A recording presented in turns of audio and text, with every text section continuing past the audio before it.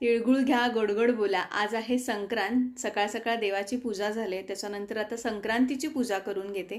त्याच्यासाठी जे लागणारं साहित्य आहे हे सगळं मी काढून ठेवलं आहे.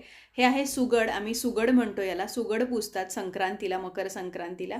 ते मी स्वच्छ धुवून घेतलेत.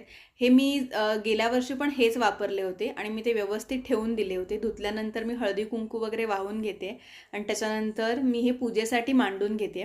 आणि पूजा करण्यासाठी जे जे माझ्याकडे इथे साहित्य आहे हे मी सुगडामध्ये ठेवते.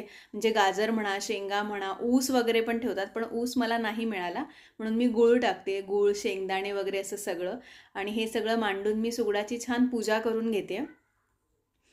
मोस्टली कोकणाची ही पद्धत आहे किंवा काही ठिकाणी अशी करत असतील, काही ठिकाणी वेगळी असेल.